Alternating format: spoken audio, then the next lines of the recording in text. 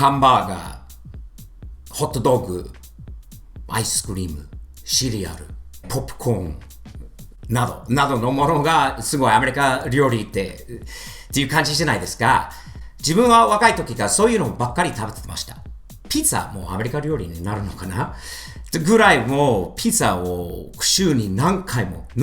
今でも食べますよね。もちろんイタリアのものだろうと思うんですけど、当たり前な料理だとずっと思ってたんですよ。ステーキ、ポテト。それはもう俺にとってアメリカ生まれ、アメリカでずっと育ちのものとしてそういうのばっかりっていう食生活っていうのは。で、日本に行ったんです。90年代の91年だったのかな。その時からどんだけアメリカで食べてるものと日本で食べられてる日本料理っていうものにどんだけ違いがあるのか。別にアメリカ料理がダメっていうあれじゃないかもしれないんだけど、随分違うことがやっぱり気づきました。アメリカ人の体の大きい人が、その当時もそうだったし、今でももっといると思うんですが、当時は日本人は痩せてる人、もうスマートな方が多くて、今でもそうだと思います。随分変わったと思いますよ。またね、食生活もいろいろも変わると、人も変わるっていうのもあると思うんですけど、自分若い時に朝ごはんとして食べたのはシリアル。めっちゃ甘いフルートループスとか、ライスクリスピーとか、ココパフスとか、そういったシリアルに、ボウルに入れて、で、牛乳、もう普通のホールミルクだったんですよね、当時も。入れて、下に、ちょっとでも体にいいものを、グラノーラを入れないといけないルールだったんですよね、自分の。お母さんがね、そうで食べるなら下に必ずグラノーラも入れてください、入れて食べてくださいと。そういう朝ごはんが多かったんですよね。パンとかトーストですよね。トーストも多くて。学校のお昼、ピザが多かったんですよね。ハンバーガーも多くて、パスタが多いですよね。アメリカはもうミートボール、スパゲティミートボールとか、そういうのが多くて、それはもうアメリカ料理というイメージで、日本に行ったんです。日本に行ったら、やっぱり、日本人は海外の方に日本の美味しいものを食べさせてあげたいっていう気持ちが日本人にあると思うんです。私にとってはそれすごいありがたいことだったんですよね。最初からいろんな美味しい、もちろん寿司とか刺身とかアメリカでもよく知られてるその分も食べたんですけど、食べたことないようなすごい体に良さそうな、懐石料理とかその季節に合わせたアレンジされた出てくるものを食べるっていうの考え方さえもなかったんですよね、アメリカ人として。もちろん7月4日とかにはホットドッグを食べることは決まりですよ。決まりなんですけど、ちょっと意味が違うんですよ。いつでもホットドッグ食べられるんだけど、新鮮なもうその時のその季節に合ってるものが出てくるっていう説明もいただいて食べて、まず美味しい。そしていろんなものがある。結局アメリカではステーキとかハンバーガーとかもそうかもしれないんだけど、一つのもの、肉なら肉、でっかいものを一つを集中して食べる。そこにコーラとかポテトフライとかもある時が多いんだけど、日本では結局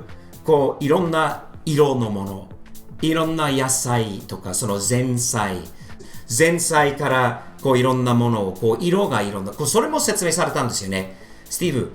アメリカ人と日本人の違いが食べる量もあるかもしれないんだけど、最終的には日本人は多分同じぐらいの量をアメリカ人と食べてる。しかし食べるものの違い、いろんなものを食べてる。一つのものじゃなくていくつかのもの、色が7色だったのかなの赤とか白とか緑とかね、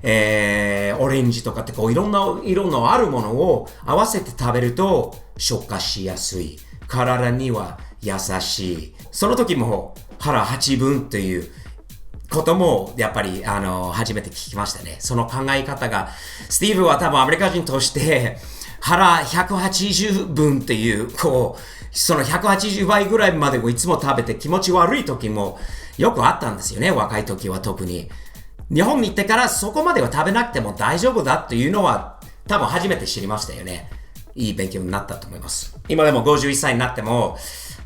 周りの人と比べると、まだ痩せてる方で、アメリカにいても食べ方が腹八分という頭でこう今でも食べてるので、いいのかなと思います。他弁当とかあんまり健康のものとしては考えられているかと思われているかどうかわかんないんですけど、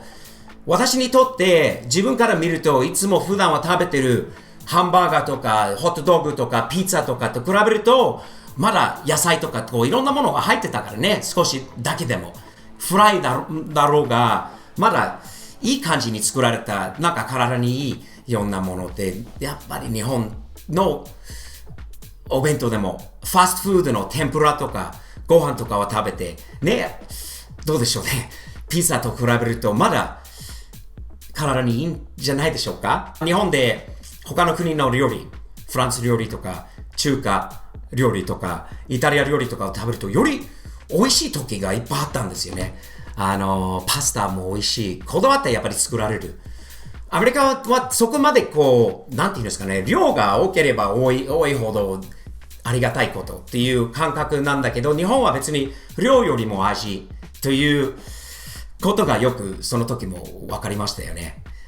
一つの楽しみがありますね、日本に行くたびに。ビジネスホテルによく泊まります。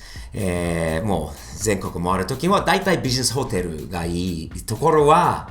朝ごはんですね。朝ごはん。日本のビジネスホテルの朝ごはんは最高に美味しいところが多いです。よりもいろんなこう健康的なバランスのいいもの、味噌汁が必ず出る。ご飯が必ずある。そこに俺の大好きな納豆。納豆は必ずある。いろんな野菜、卵、そしてヨーグルトとかフルーツとかって何でもある。で、安くて、特にこうホテルに泊まるこうパック料金とかそのね、セット料金とかってなると、安く美味しいものを食べられる。それと比べて、アメリカのホテル、アメリカの、安いビジネスホテルとはあまり言わないんだけど、安い辺のホテルの朝ごはんがよくあるところあります。無料で、提供しているもの。そこにあるものはご存知の方が多いと思うんですが、例の甘いシリアル。そして、ベーグルとか甘いパンとか、フルーツは少しあるかもしれない。卵があれかないかのところもあるんだけど、あっても、